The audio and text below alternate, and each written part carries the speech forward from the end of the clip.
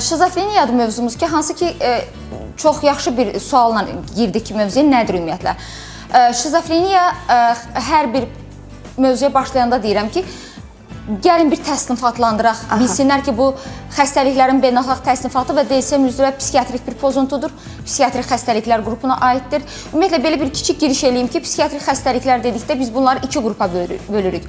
Bir var nevrotik pozuntular, nevrotik xəstəliklər var, psixotik pozuntular, psixotik xəstəliklər.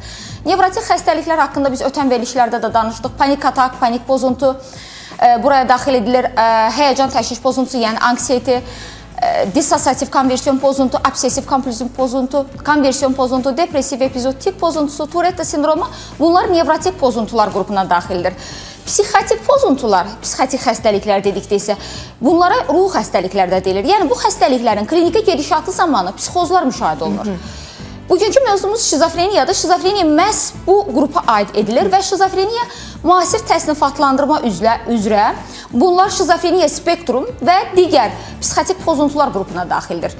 Buraya şizofreniya, şizoid və yaxud da şizotipiyal şəxsiyyət pozuntusu, şizoaffektiv pozuntu, şizotipik pozuntu, bipolar affektiv pozuntu və yaxud da ki, hər hansısa bir müxtəlif psixotrop dərman preparatlarından və yaxud da hər hansısa bir narkotik, yəni maddə istifadəsi, fonunda, asılılığı fonunda yaranan psixik pozuntular, hər hansısa bir, belə deyək ki, tibbi xəstəliklər zamanı müşahidə olan psixik pozuntular, məsəl üçün, doğum normal fizioloji haldır, doğumdan sonra baş verən psixik pozuntular, onkoloji xəstəliklər zamanı yaranan psixik pozuntular. Hansındakı psixik pozuntu, psixozlar deyirik, artıq bu həmin qrupa daxil edilir və burada bir həyəcan təbili çalmaq lazımdır.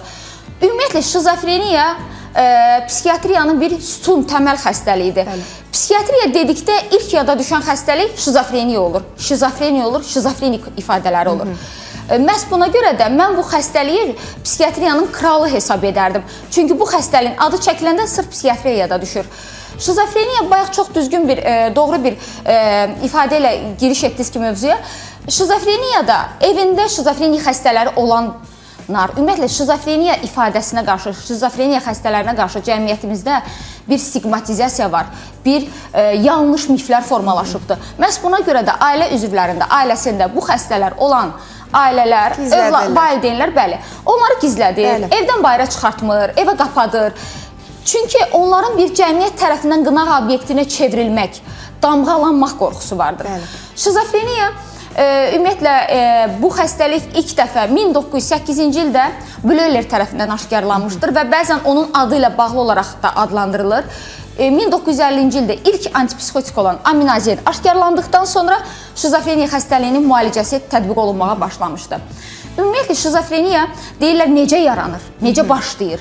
Görəsən, övladımda da ola bilərmi? Nə faktorlar var? Əsas əlamətlər, ilkin əlamətlər nə olur? Necə olur ki, bu xəstəlik baş verir ümumiyyətlə? Şizofreniya ümumiyyətlə multifaktorial, yəni multi, yəni çoxlu, çox şaxəli, multigenetik bir xəstəlikdir. Şizofreniya xəstəliyində risk qrupunda genetik faktorlar önəmlidir. Bu genetik faktorlar beyində oturuşmuş vəziyyətdə olur. Bunlar beyinə, belə deyək ki, beyində artıq dayanıqlı vəziyyətdə olur.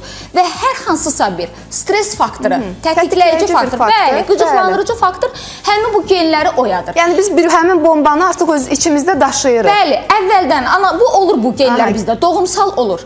Stres faktoru bunlara təkan verir. Bu genlər bu zaman oyanır, nəticə etibarilə beyində bu zaman patoloji proteinlərin sintezi artır. Və beyində genlər oyandığı üçün bu zaman bu genlər, həmin bu xəstəlik, şizofreniya xəstəliyi təkan olur, xəstəliyin klinik gedişatı formalaşmağa başlayır. Bu stres faktorları hansıdır? Məsəl üçün, deyir doktor, bu normal idi, birdən-birə başladı da. Şəxs, məsəl üçün, bətin daxili olaraq, hətta mən qeyd edirəm, amma bətin daxili olaraq, yəni ana bətnindəykən şəxs bətin daxili infeksiyalara yoluxursa, hansısa bir infeksiyalardır. Və yaxud da ki, şəxs bətin daxili bir travma alırsa, hamilə qadınlarda olur, adətən şiddətə məruz qala bilər, yıxıla bilər, təsadüf ola bilərək bir belə travmaya məruz qala bilər. Bir travmaya məruz qalırsa, doğum vaxtı uşaq artıq bir travma alırsa, doğuşdan sonra ayağı yer açdı, belə də yeriməyə başladı, gedir, yıxılır, başı bir yerə dəyirsə, avtoqəza keçirirsə, uşaq məktəblidir, artıq tələbə olmaq istəyir, universitetə imtahan verir, kəsilir. Və yaxud da ki, filan kəsin qızı, qadın artıq hamilədir, doğuma hazırlaşır, doğum onun üçün bir stres faktorudur, provokasiya eləyir. Bu provokasiya nəyə görə dedim, təkan nəyə görə dedim? Bu genlər bizim beynimizə oturuşub. Sadəcə olaraq bu təkan artıq bu xəstəliyi oyadır. Və bəzən deyirlər, filan kəsin qızı gəlini normal idi, doğandan sonra başı pozuldu. Bəli, çox eşitmişik bu ifadəni. Bu əslində ifadəni. onun genetik olaraq bu yatqınlıq var. Sadəcə olaraq bu provokasiya olundu. Və xəstəlik başlayır, alovlanır. Xəstəlik necə başlayır? Şizofreniyanın əsas iki böyük simptomu vardır. Burada diqqətli olsunlar biz izləyənlər. Biri var, bura müsbət, pozitiv və yaxud da buna produktiv simptomlar deyilir. Digərinə isə negativ, mənfi, defisitar simptomlar deyilir. Gəlin produktivləri eşidək. Produktivdən başlayaq. Produktivdən başlayaq. Produktiv simptomlar dedikdə Günay xanım, ilk növbədə hər birimizin cəmiyyətdə adını bildiyimiz, biz buna şübhələr deyirik, paranoyalar deyirik. Nədir bunlar? Şəxs şübhələnir. Məni güdürlər, məni izləyirlər, məni təqib edirlər, mənə hiylə quracaqlar, məni tələyə sarılacaqlar, mənə zərər verəcəklər, mənə plan qururlar. Məni MTN güdür, TKB izləyir, polis mənim əlimi, qolumu bağlayıb aparacaq. Mənim haqqımda yanlış bir məlumatlar yayacaqdır. Xüsusən bunlar polis orqanlarından qorxurlar. Elə bilirlər ki, bir polis maşını keçəndə, polis əməkdaşı keçəndə onun əlini qolunu tutub bağlayıb aparacaqdır. Şübhələr yaranır. Şəxsin bu şübhələr onun beynində cərəyan eləyir. Şəxsin xüsusən elektrik vasitələrinə qarşı bir şübhələr olur. Kosmosdan, yad planetdən ona şüalar ötürüldüyünü düşünür. Bu şüalar vasitəsilə o idarə olunur. Və onun o şüalar onun düşüncələrinə, davranışlarına təsir etdiyini düşünür, onu idarə edir. Və yaxud da ki, biz hal-hazırda danışırıq, televizordan bizi izləyən həmin xəstə Günay xanım elə düşünür ki, biz onun haqqında olan vacib bir məlumatı cəmiyyətə ötürürük, sırf onun haqqında danışırıq. Sırf onun haqqında danışırıq. Və yaxud da ki, telefonunuz hal-hazırda orada TikToka qoşulmuşuq. Bəli, canlı yayımda. Ona elə gəlir ki, TikTokdan bizi izləyən həmin pasiyent elə gəlir ki, həmin bu telefonda olan məlumatlar, biz həmin məlumatları telefon vasitəsilə cəmiyyətə yayırıq və yaxud da ki, bu hal-hazırda 3 dənə burada ekran var. Mən şizofreniya xəstəsiyəmsə, elə bilirəm o ekranlardan məni güdüb izləyirlər və o ekranlardan vasitəsilə mənim haqqımda olan məlumatı ətrafa, cəmiyyətə yayırlar, gizli məlumatları yayırlar, başlayıram narahat olmağa və yaxud da ki, şəxs evindəki ailə üzvlərindən şübhələnməyə başlayır. Şəxsə elə gəlir ki, onun suyuna, çayına, yeməyinə dərman qatırlar, onu zəhərləyəcəklər, onu öldürəcəklər. Ona görə də o pasiyentlər nə edir? Günay xanım, qidadan imtina edir, çəksi sürətlə düşür, arıqlayır, anoreksiya vəziyyəti, kaxeksiya vəziyyəti yaranır. Bəzən onun fonunda şəxslər narahat olmağa başlayır. Digər bir tərəfdən, şəxs, belə deyək ki, onun hər hansısa bir, belə deyək, dini inancı yoxdur, hər hansısa bir dini, belə deyək ki, bilgiləri yoxdur. Şəxs artıq müəyyən bir müddətdən sonra başlayır, namaz qılır, oruç tutur, qadındırsa qapanır, hicaba keçir və belə bir ifadələr işlədir. Bunu mənə buyurublar. Bunu mənə, mən çünki xüsusi bir adamam. Bunları mən etməliyəm. Özünün əlinin şəfalı, vergili, özünün bir baxıcı olduğu, öncə görücü olduğunu düşünür. Xüsusi bir enerjisini deyir, əlimi çəkərəm, mən kimləri sağaldaram deyə düşüncələr ifadə edirlər. Doktor, onlar səslər eşidirlər? Bəli, onlara biz halüsinasiyalar deyirik. Keçək halüsinasiyalara istəyirsiniz Günay xanım. Buyurun. Həmin o halüsinasiya dediyimiz hallar bizim 5 duyğu üzvümüz var. Görmə, eşitmə, qoxu, dad, taktil və yaxud da buna hissiyat deyirik. Eşitmə dediniz. Maraqlıdır ki, nəsə bəzən belə eşitmişəm ki, deyirlər ki, nəsə eşidirlər, kənardan kimlərsə onlara söz deyir və yaxud da ki, mən indi sizlə söhbət eləyirəm. Məsələn, mən deyirəm ki, mənə indi dedilər ki, dur, çıx, studiyanı tərk elə. Eşitmə halüsinasiyaları şizofreniyada ən vacib simptomlardan biridir. Bu pozitiv bir simptomdur. Produktiv simptom sayılır. Şəxs qeyri-real, həqiqətə uyğun olmayan, mövcud olmayan səslər eşidir. Bu səsləri biz belə deyək, təkid etsək də, onları hansısa bir məntiqi fikirlərimizlə təkid etsək də bu səslər yoxdur, buna qarşı inanmırlar. Şəxs kosmosdan, yad planetdən, rayondan, kənddən, yoldan, şəhərdən yəni uzaq məsafədən, digər bir şəxslər isə şəxs yaxından, öz bədənindən, bədəninin içindən, orqanlarından, döş boşluğundan, qarın boşluğundan, ürəyindən, böyrəyindən, qaraciyərindən, ətraflarından, xüsusən başının içindən səs eşidir. Bu səslər iki formada ola bilir adətən. Səs dayanır, şəxs, qarşımdakı şəxs, məsəl üçün, mən şizofreniyalı bir xəstəyəm. Əgər mənim qulağıma səs gələcəksə, hal-hazırda siz mənə suallar verirsiniz. Mən donub qalacam, baxışlarımla ətrafa baxacam, gözümü bir nöqtəyə zilləyəcəm, donuq və duruq vəziyyətdə qalacam. Siz sual verəcəksiniz, keyləşmiş vəziyyətdə, donuq vəziyyətdə üzünüzə baxacam. Cavab olmayacaq. Ya cavab, dəxilsiz bir cavab verəcəm, adiyyəti olmayan və yaxud da ki, cavab vermədən susub donub baxacam. Çünki mənim qulağıma gələn, mənim beynimə gələn o səslərin təsiri altındayım. Səslər həm, belə deyək, insana negativ səslər, ona qeyri-etik ifadələr, söyüşlər işlədə bilər, onu idarə eləyə bilər. Onu belə deyək ki, hər hansısa bir, məsəl üçün, bu səslər mənim qulağıma gəlirsə, deyəcək, dur studiyanı tərk elə və yaxud da ki, səs deyəcəksə, bu ifadəni Günay xanıma denən.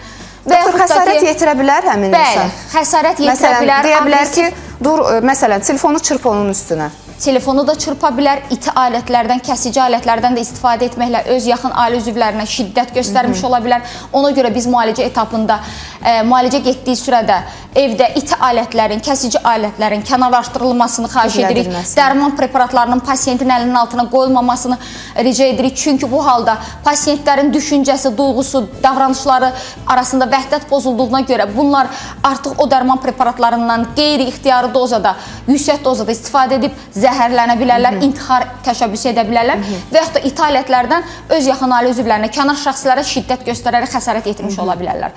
Digər bir tərəfdən, şəxsdə bu, demək ki, eşitmə halüsinasiyalarından başqa görmə halüsinasiyaları olur. Şəxs görür. Şəxs heç kəsin görmədiyi məxluqları görür. Görmə halüsinasiyaları həm nevrotik pozuntulardan dissosiativ konversiyon pozuntuda ola bilər, həm şizofreniyada və yaxud da ki, epilepsiya xəstəliyi zamanı epileptik psixoz müddətində şəxs görə bilər. Bunların bir-birindən fərqi nədir? Nevrotik pozuntularda adətən nə zaman baş verir? Yas yerlərində, stresli, həyəcanlı vəziyyətlərdə deyir, bax, gözümün qabağından paltarlı insan keçdi və yaxud da ki, qırmızı yubqalı bir kəs keçdi, qorxur, həyəcanlanır. Həmin vaxt görə bilirik ki, şəxsin nitqi tutulur, dili tutulur, yıxılır, bayılır, deyir, gözümün qabağında nəsə görsənir. Bu nevrotik pozuntudur və bu, belə deyək ki, nevrozlarda müşahidə olunur qısacası. Şizofreniya zamanı görmə halüsinasiyalarında şəxs sanki bir kino lenti kimi obrazlı şəkildə və yaxud da yuxuda olarkən belə canlı bir obrazlı şəkildə görmələr yaranır. Bu görmələrdə Günay xanım bir lent kimi özünü də orada təsəvvür etmiş olur. Şəxs burada canlı bir görüntülər görməyə başlayır. Sanki o halın doğrudan da real olduğunu bəli, görür və ona belə deyək ki, artıq onu bütün gün o görüntülərin təsiri altında olur. Bəzən o insanlarla diyaloqa girir, dodaqaltı danışır, mızıldanır. Bəzən yanıma müayinə gələn pasiyentlərin yaxınları deyir, doktor, dodaqaltı öz-özünə danışır, mızıldanır. Soruşduqda nə danışırsan, donub baxır. Ya reaksiya vermir və yaxud da deyir ki, hər nəsə yadıma düşmüşdü deyə fikirlərini gizlədir. Paranoik fikirlərə düşürlər, çünki belə yazan həyat yoldaşları var ki, eynən mənim həyat yoldaşımın əlamətlərini sayır və bütün günü deyir, məni nədəsə günahlandırır. Qısqanclıq sayıqlamaları. Qısqanclıq biz qısqanclıq obsessiyalarından qısqanclıq paranoyasına keçən bir dönəm var ki, buna şizo. Obsessiv, bəli. Bu əslində nevrotikdir, amma bu keçid bir mövqeyini təşkil edir. Və yaxud da ki, kişilər xüsusən də ki, alkoqol və narkotik maddələrdən istifadə edən kişilər öz həyat yoldaşlarını, öz qadınlarını qısqanırlar. Və bu qısqanclıq artıq paranoyal səviyyəyə çatır. Onlara şiddət göstərməyə çalışırlar. Evdə hər şey düzənlənmiş vəziyyətdə evdən çıxa bilirlər. Qapıda üzərinə sərilmiş həmin bu, belə deyək ki, tənzifin, evdə, məsəl üçün, hər bir şey pərdəyə diqqət yetirilərək onun evə qayıtdıqda eyni vəziyyətdə olmadığını düşünür. Artıq evdə problemlər yaratmağa başlayır. Doktor, qısa olaraq tez bunu oxuyum. Deməli, deyir, sağlam adım hallanmasın. Ailəvi problemlərdən sonra yarana bilərmi şizofreniya? Bir anadır, qızı ilə bağlı yazır. Qızın bir çox mövzudan sonra artıq bizə yaxın gəlmir. Sanki biz evdə yat kimi, sanki fikrində nələrsə görür, hətta bəzən eşitdiyini də söylüyor. Yəni, ola bilərmi ki, bu övladında şizofreniyadan söhbət getsin. Yaşı neçədir Günay? Yaşını qeyd eləməyib, çox təəssüf ki, yaza bilirsinizsə göndərin, Instagramımıza gəldi bu sual. Əgər ümumiyyətlə bu yeniyetmədirsə, artıq müəyyən bir simptomu valideyn görür. Biz həkimlərin müayinə etapında gördüyümüz tamam başqa bir şeylər olur.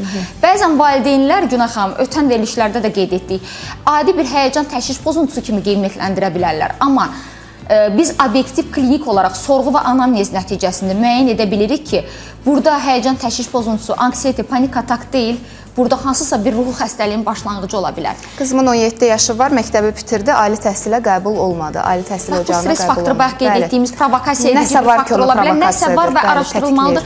Buradan mən nə diaqnoz söyləyə bilərəm, onu görmədən buyurun, müraciət eləyə bilərsiniz. Elə yeri gəlmişkən əlaqə nömrəsini istəyən izləyicilərimiz üçün söyləyirəm. 050 377 54 22, elə eyni nömrəni 099 ilə olanı da 377 54 22 və Aytən xanımın qəbulları hər gün var. Hər gün onun qəbuluna yazıla bilər. Və digər halüsinasiya kimi Günay xanım, dad halüsinasiyaları var. Şəxsin ağzında dad təhrif olunur. Yemək başqa bir dadda tamlanır ağzında. Qoxu var. Şəxsin burnundan meyit iyi gəlir, dəxlisiz iyilər gəlir və yaxud da yanıq iyi gəlir. Çünki vaxtilə haçansa bu travmanı yaşayıb da evində bir yanğın olub, küçədə bir yanğın olub. Taktil və toxunma halüsinasiyaları var ki, bu biraz şəxsə əzab verir. Hal-hazırda canlı olaraq müayinəyə gələn pasiyentlər arasında var.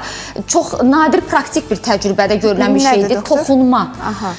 Xəstə dayanır, mən. Məsələn, şizofreniyalı bir xəstəyəm Günay xanım. Sizin qarşınızda dayanmışam və yaxud da ki, xüsusən bu əks cinsinə qarşı olan bir düşüncələrdir. Xüsusən bu ahıl yaşda olan şizofreniyalı olan pasiyentlərə aiddir, 65 üzərində olan, cinsi əlaqəsi olmayan, cinsi münasibətə daxil olması mümkün olmayan, və yaxud da ki, bu şəraiti olmayan pasiyentlərdə şəxs digər bir pasiyentlərlə qarşı-qarşıya şəxslə durarkən onun bədəninə toxunduğunu və həmin an cinsi əlaqəyə daxil olduğu düşüncələr yaranır və bu ona əzab verir.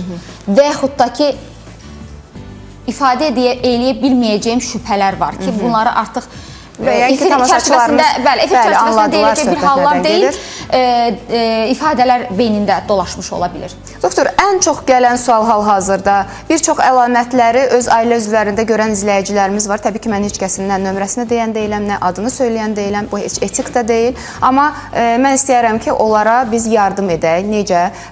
Şizofreniya haqqında çox əfsanələr var, çox müflər var ki, müalicə olunmur. Müalicə yolları varmı? Sizin kimi dəyərli mütəxəssisdən mən bunu dəqiq olaraq bilmək istəyirəm. Müalicə yolları varmı? Varsa hansılardır? Şizofreniya xəstələri ən çox bizə verilən suallar da elə bunlardır Günay xanım. Sizə də necə verilib? Eyni qaydada. Elə ilk pasiyent içəri girəndə valideynlərin bir 15-20 dəqiqədən sonra müayinə etapında verdiyi sual bundan ibarət olur. Doktor sağalacaqmı? Tam sağalırmı? Qeyd edim ki, şizofreniya xroniki bir xəstəlikdir. Bizə müraciət etdiyi halda şizofreniyalı xəstələr çox gecikmiş mərhələdə müraciət edirlər. Bizə müraciət edənə qədər çıldaq, ekstrasens, cin çıxarma, onun bədəninə cin girib, gəl onun bədənindən cini çıxardaq. Halbuki bu beyində mezolimbik sistemdə dopamin neyromediatorunun miqdarının artması fonunda yaranan bir psixotik haldır. Bu cin deyildir. Bu bir psixoloji bir vəziyyətdir.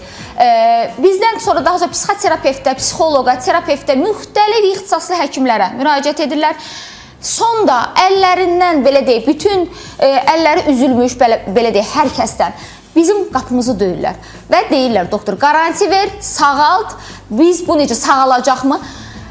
Əvvəlcədən zəmanət vermək mümkündür buna. Xəstəlik xroniki xəstəlikdir Günay xanım. Xəstəlik xroniki olduğu üçün tam sağalırmı? Yox. Amma biz remisiya əldə edə bilirik. Remisiya ilə tam sağalma deməkdir də praktik. Xəstə var. Yəni remisiyanın gəl sözünü açaq, çünki bax bizə hal-hazırda müxtəlif bölgələrdən yazılan çox yaşlı nəsildə var. Onlar üçün də bu sözü. Remisiya nə deməkdir Günay xanım? Remisiya o deməkdir ki, mən müalicəyə başladım. Müalicədə qızılı standart var. Bu nə deməkdir?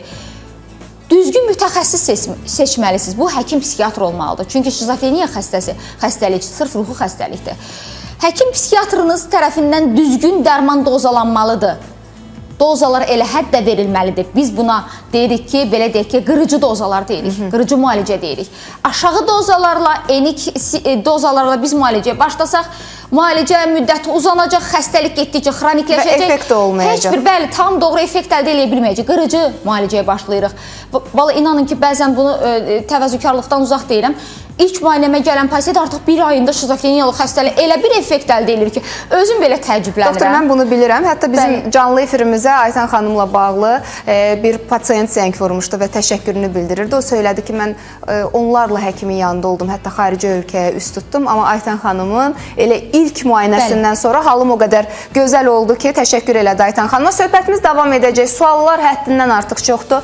Mən elə belə də bilirdim. Haqqında danışılmasa da, üzəri örtbasdır edilməyə çalışılsa da bu mövzu aktual mövzudur və elə biz də Aytan xanımla qarşımıza belə bir məqsəd qoymuşuq ki, bu işdə maariflənmə işini davam etdirək. Aytan xanımla əlaqə 050 377 54 22 099 377 54 22. Qısa aradan sonra davam edirik.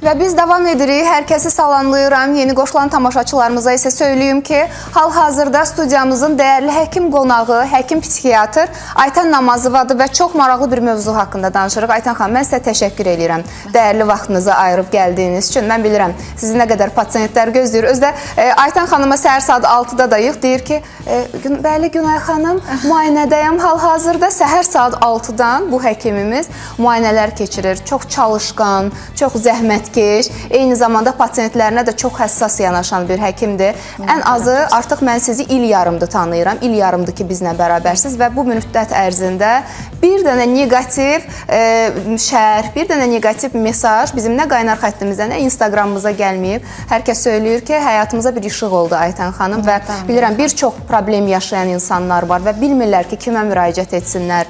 Müalicəsi varmı ümumiyyətlə bu xəstəliklərin? Bax, o zaman da Aytan xanıma müraciət eləyə bilərsiniz. Əlaqə nömrələri ekranlarda və bugün şizofreniyadan danışırıq. Elə mövzuya giriş edəndə mən qeyd etdim ki, daha çox onun bu xəstələrin ailəsini çox ciddi şəkildə təsir altına alır. Yəni çox narahat olurlar və valideynlər çox narahatdılar, doktor, və çox sayda suallar gəlib. Xüsusən də yeniyetmə və gənclərin valideynləri narahatdılar və sual verirlər ki, övladımızda müəyyən əlamətlər hiss eləyirik. Görəsən bu əlamətlər şizofreniyanın mı əlamətləridir? Biz hardan bilək ki, övladımızda şizofreniya başlayır? Çünki çox təəssüf ki, daha çox yeniyetmə dövründə biz bu xəstəliyin alovlandığını görürük. İndi onun səbəbini də daha sonra söyləyərsiniz və əlamətləri də qeyd edərsiniz.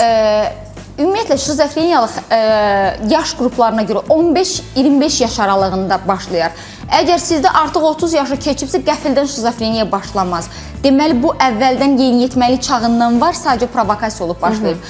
Hansı əlamətləri, əziz valideynlər, siz övladlarınızda gördükdə, hansı əlamətləri duyduqda, hiss etdikdə artıq orada bir həyəcan təbili çalınmalıdır və mütləq şəkildə artıq burada həkim psixiatra müraciət etməlisiniz. Müayinəmə gələn valideynlər övladlarını müşahidə edirəm. Hansı halda ki, artıq koridordan belə deyim, müayinə otağına daxil olana qədər bizim müşahidəmiz, baxışlarımızla pasiyenti izləyirik. Pasiyent oturur, valideynləri və yaxud da yaxın qohumları kim gəlibsə, yaxın ailə üzvləri şəxs barədə artıq dəqiq məlumatlar verir. Anamnez, biz buna sorğu deyirik. Bəli. Və artıq o halda biz tam şəkildə məlumat almış ola bilirik.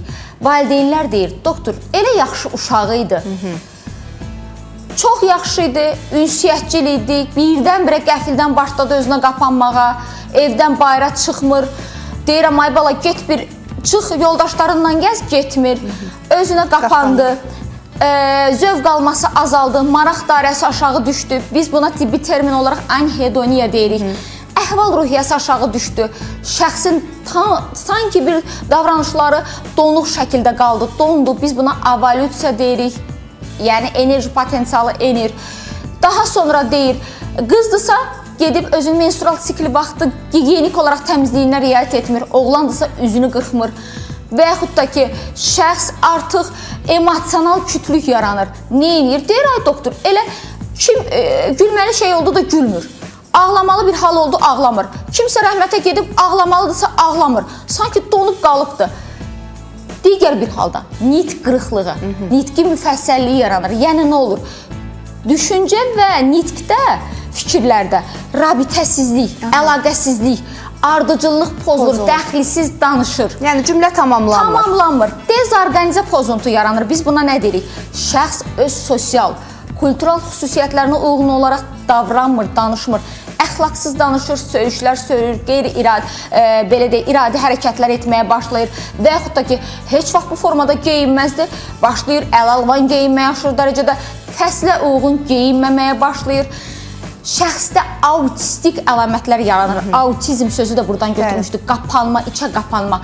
Sosial, belə deyək ki, izolyasiya yaranır. Şəxs ətraf mühitdən təcrid olunmağa başlayır. Şəxsdə, belə deyək ki, beynin ön bölgəsinin pozuntusu olduğuna görə şizofreniyada bu zaman idarə etmə, planlama, qərar vermə planları pozulur. Və arxa payla vəhdət pozulur.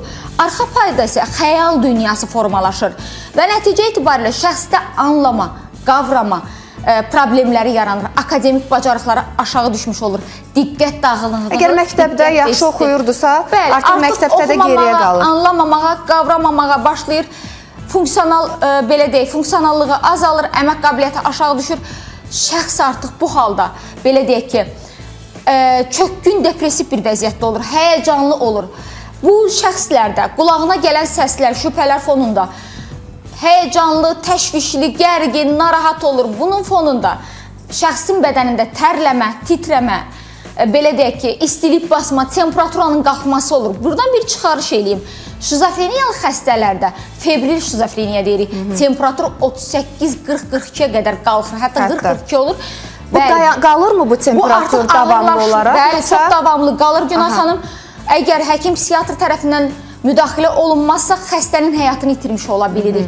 Klinik təcrübəmdə, reanimasyon şəraitdə müalicə etdiyim belə bir pasiyentlərim olubdur və çox şükürlər olsun ki, vəziyyətdən çıxıbdır. Amma onu taxmaq biraz çətindir, təsəvvür edin, çox ağır bir vəziyyətdir. Çünki burada həm reanimatoloq, həm mən psixiatr daxili orqanlarda problem axtarılır, vaxt ona gedir, artıq psixi vəziyyəti qalır kənarda ağırlaşır. Düşünürlər ki, burada hansısa bir meningitdir, meningensefalitdir və yaxud da ki, burada ağciyər problemidir, ağciyər iltihabı prosesi də araşdırılana qədər vaxt itkisi gedir. Çünki yaxınları doğru düzgün məlumat vermir reanimatoloqa. Demirlər ki, vaxtilə bu şizofreniyadan müalicə olunub və yaxud da ki, belə bir şübhələr olub. Birdən-birə qəfildən xəstəlik provokasiya olunur, kəskinləşir və artıq xəstəliyin fəsadı kimi, ağırlaşması kimi qızdırma faktoru ortada görülmüş olur. Bax, çox gözəl oldu ki, bunu vurğuladınız. Düşünürəm ki, elə bir çox bu problemdən əziyyət çəkən insanlara da yardımcı olacaq və bizi hal-hazırda daha çox, bilməm, valideynlər çox narahat olublar. Xüsusən də, bax, bu yeniyetmə dövründə. Mən qayıtmaq istəyirəm sualın əvvəlinə, doktor. Bu cinsi yetişkənlik dövrü var. Bilirik ki, həm oğlanların, həm qızların ayrı-ayrı yaş dövrlərinə təzahür etsə də, amma təxminən 9-14 yaş belə deyək də, individual olaraq da dəyişə bilir, kimdəsə 15-də də ola bilir. Bax, bu cinsi yetişkənlik dövründə niyə şizofreniya bu qədər aktivləşir? Yəni, bu hormonların oynaması ilə bağlıdır, yoxsa nədir? Orqanizmdə, beyində sinir və endokrin sistemi daim olaraq bir-biri ilə əlaqədədir.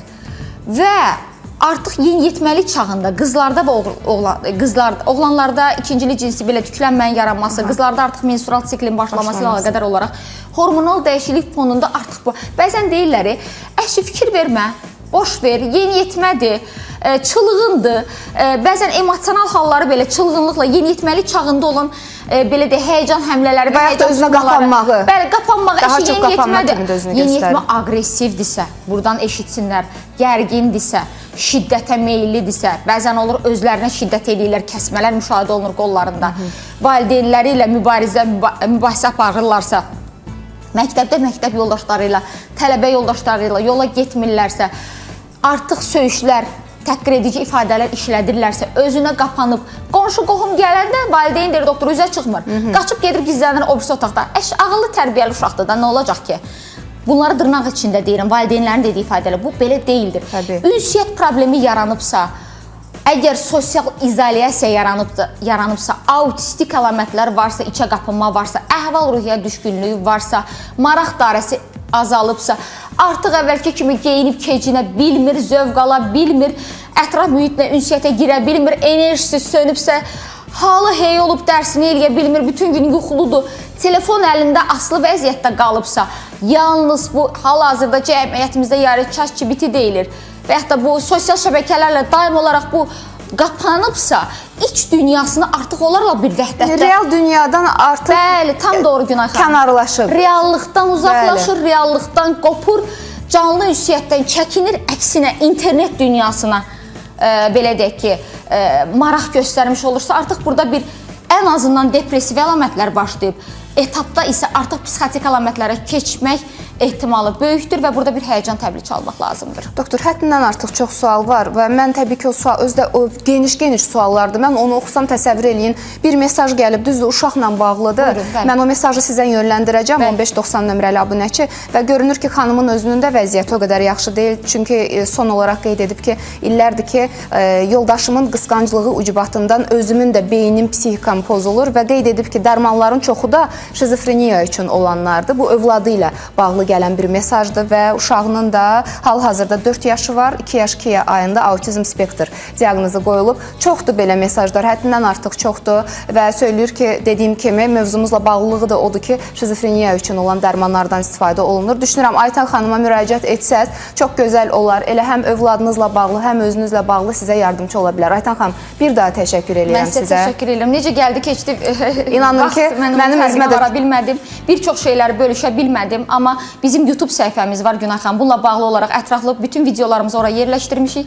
Məlumat ala bilərlər. Mən sizə bir daha təşəkkür edirəm və bir daha qeyd edim. Doktorla əlaqə 050 377 54 22 099 377 54 22. Bir daha qeyd edirəm. Hal-hazırda studiyamızın dəyərli həkim qonağı, həkim psixiatr Aytan Namazova idi. Qısa ara çox olacaq, yəni qısa olacaq ara və çox maraqlı bir mövzu olacaq və dəyərli bir mütəxəssis qonağımız olacaq. Ekrana daha yaxın əyləşin, çünki əminəm ki, onu görəndə də çox sevinəcəksiniz.